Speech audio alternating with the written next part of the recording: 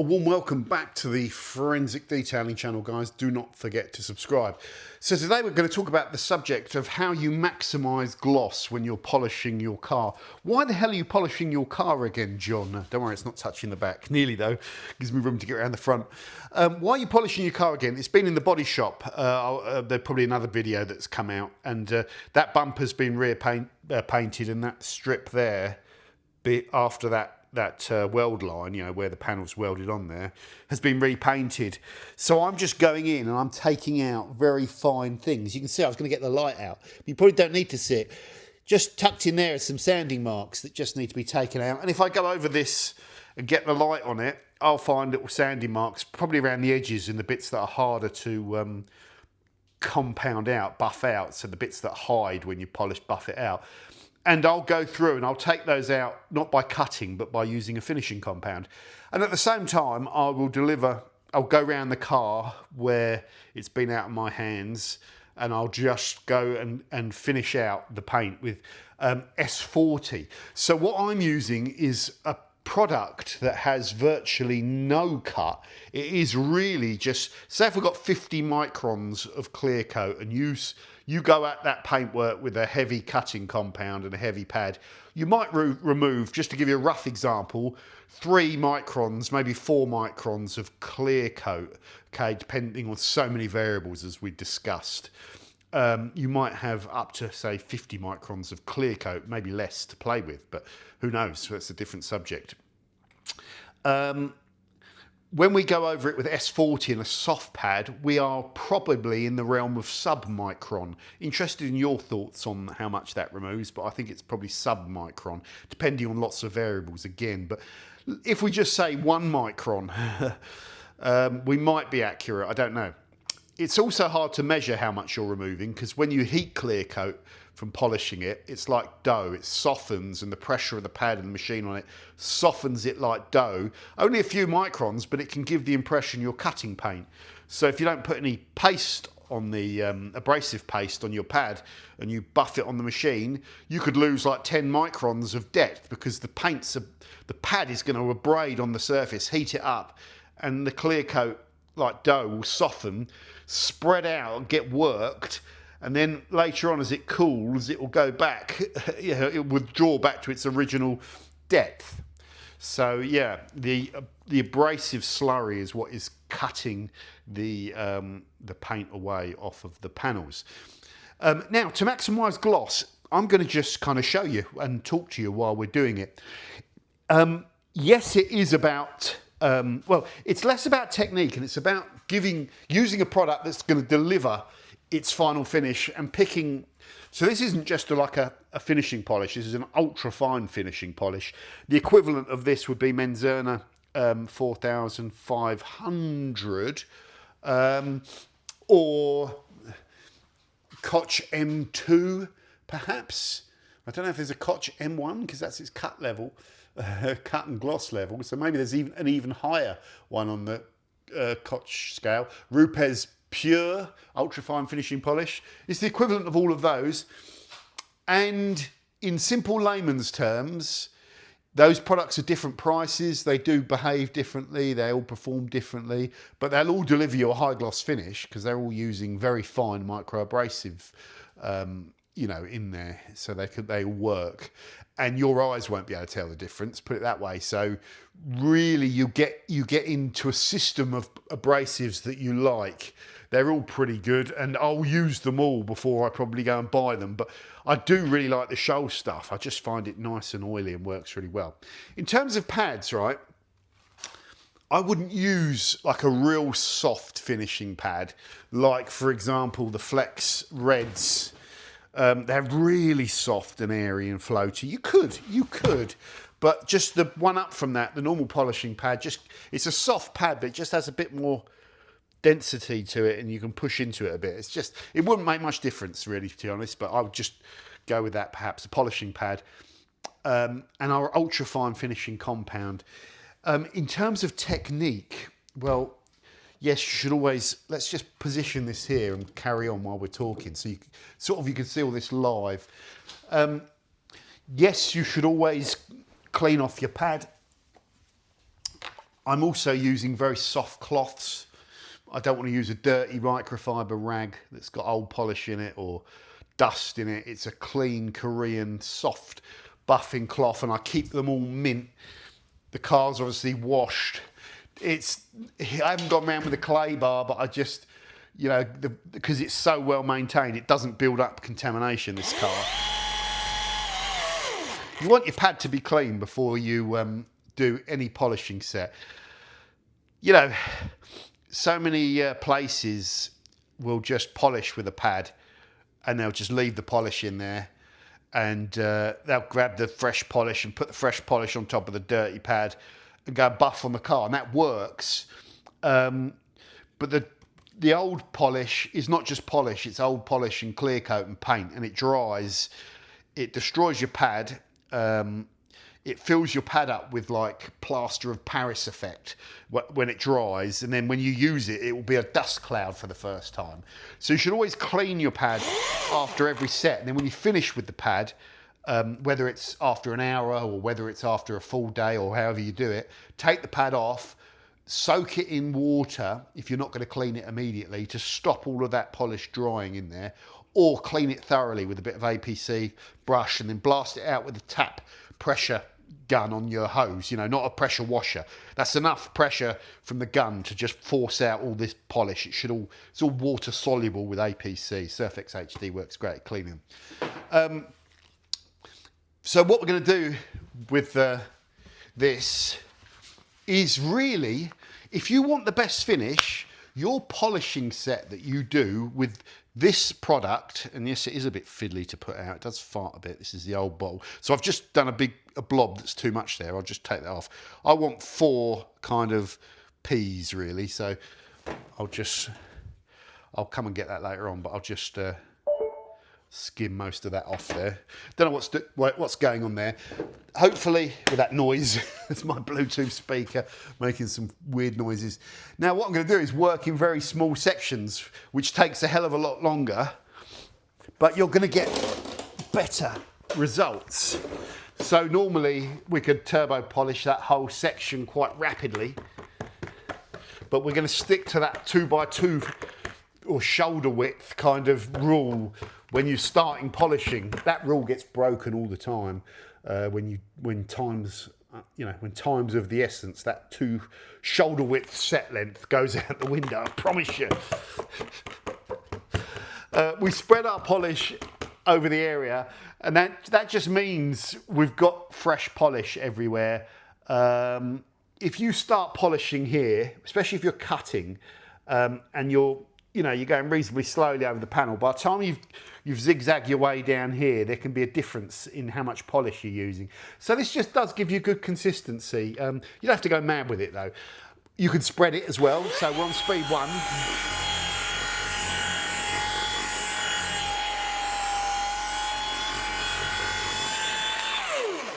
Doing that just reduces the risk of slinging, because you're now going to crank your machine up to your operating speed, which is normally about 70 to 80% of max speed. On some polishers, a little bit less. On this forced rotation, because it's cordless, I tend to run it between 4 and 5, which is fine, which is pretty much max power. Some people argue you should slow the machine down when you're finishing it out. You can do if you want. I don't know. It just doesn't make all that much difference. In terms of pressure, when you're finishing out, there's no need to be pushing in really hard on the paint. Really, you're just, for this polish to deliver its finish, you're not asking it to do much. 4 slow passes will mean that you've got it all and you've maximised what that polish is doing. In reality, would make a very good test actually. 2 passes, if they're slow, would probably get you to the max. 4 passes will probably just mean you've definitely got everything, okay? All the little bits that are harder to reach. But we'll do it live, and I'll show you what I would do and it's as good as I can do it, basically. I'm not sure what else you can do beyond this. So I've got that tape there, so I can also work right up to the edge.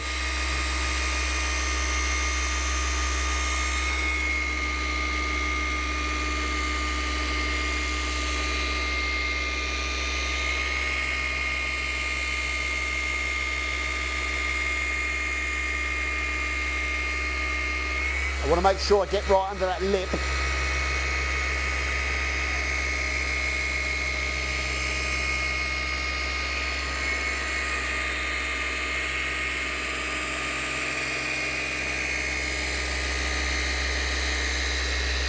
The lifter would be very nice.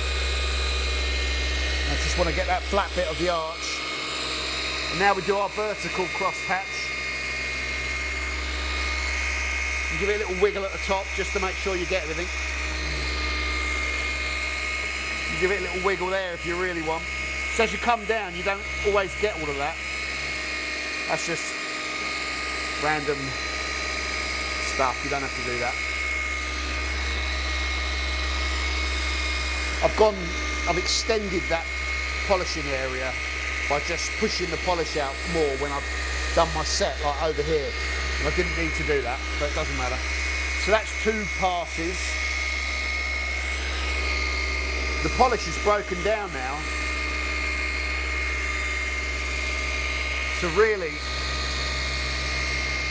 I'm just making sure that I've got it all.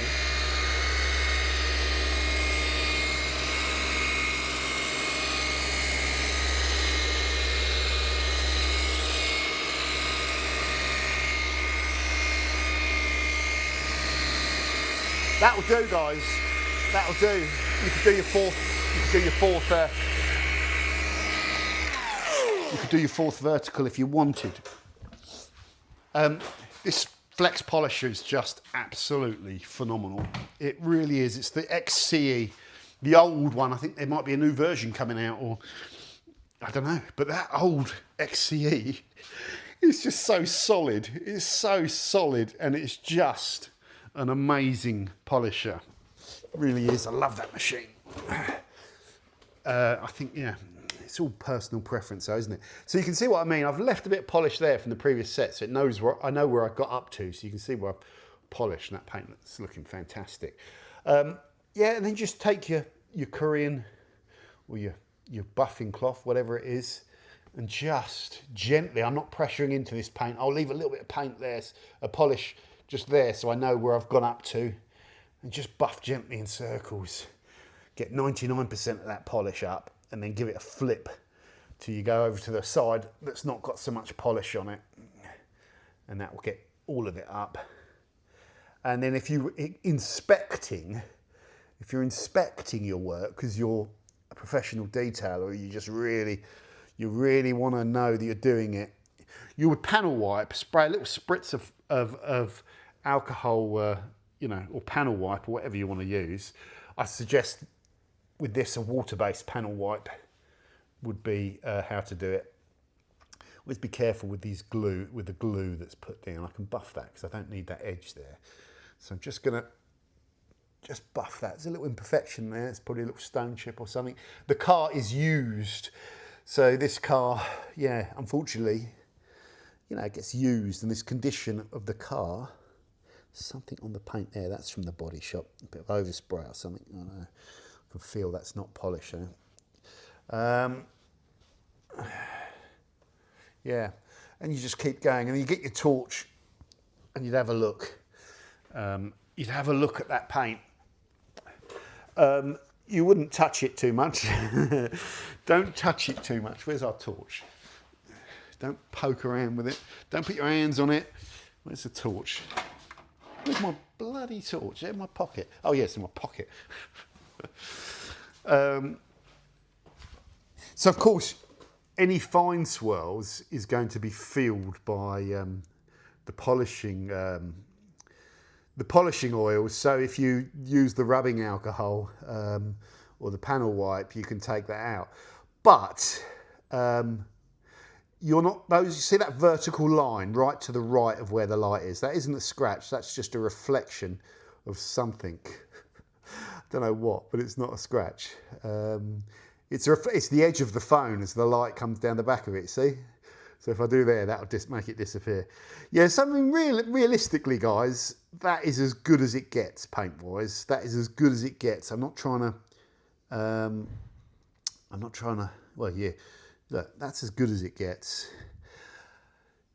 Where you need to kind of be careful is up at the top, you know, here, and make sure because it's harder to polish right up to that edge. So if you're a perfectionist, you're going to be looking kind of right into it. But yeah, oh, there's something there, is it? What is that? That's a bit of polishing oil. Let's just give that a little buff. Hold on. But there's also a little swirl mark that I haven't taken out. There's a swirl mark somewhere. Oh, maybe it wasn't. Maybe it's just a little buff mark. I'm sure there's a mark there, isn't there? Where is it? I saw it. Oh, there it is. Look, I'm looking on the viewfinder now. Let me just hold it. It's around the bottom, around there somewhere. There's a little line. Now, I'm not going to go again because there's going to be loads of these, unfortunately. It's a little bit, there it is. It's a little bit deeper and it's in that curve. So we probably just haven't hit that enough. Yeah, I'm not going again for that. That would be all over the car. That is a good enough standard for me. That's a good enough standard for me. And every time you wash this, you will put scratches in it. Yeah, you will. If you're really this is also as glossy as it gets, guys, and this finish is as good as it gets. Ooh, bit of dirt under that cap there. I thought I'd clean this well. I'll have to do that. Just get under there with a little. You can see behind there. I don't like that. When the summer comes out, in fact, that fuel cap filler needs cleaning properly, doesn't it? When the sun comes out, like in the summer, you see it gets in there. And it shows all those bits of dirt. You really it's much harder to make your car look mint in the summer than it is the winter. In the winter, it gets dirty all the time, no matter what you do, but it looks good when it's clean. In the summer, when that sunlight hits it, it lightens up the dirt patches, and you see all the dirt patches, and you see all the swirls, and you see any imperfection. And on a black car, it's haunting because you see everything. So, yeah, what I'm really should be focusing on is the rear bumper, because that's where it's been painted and that's where it needs the tidying up. But I just felt I wanted to, while I was doing this, just really tidy the paint up because it's bugging me. That's what's going on there? Is that a little scratchy? No, it's a little bit of glue or something that I've pulled out, or a bit of polish or whatever. So yeah, right up on that edge. There's some scratches, so I haven't got those. Yeah, it's can you see a little line of scratches right along there?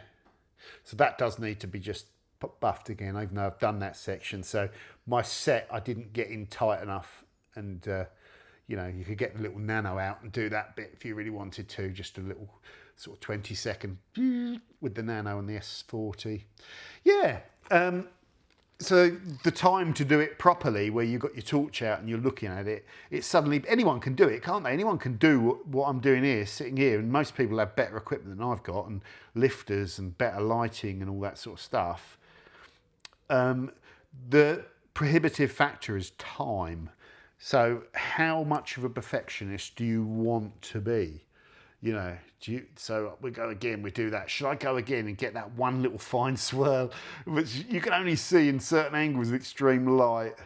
How long do you want to spend? Well, that's what detailing is, isn't it? And you'd like to think if someone was charging you like big money, you'd like to think that they would go to that level. So what sort of payment level for a machine polish would you expect them to go to that level? It would be a north of £500 detail, wouldn't it?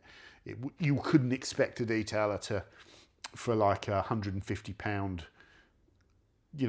wash, clay, polish in half a day or a day. You couldn't expect them to go chasing that level of perfection. You just couldn't.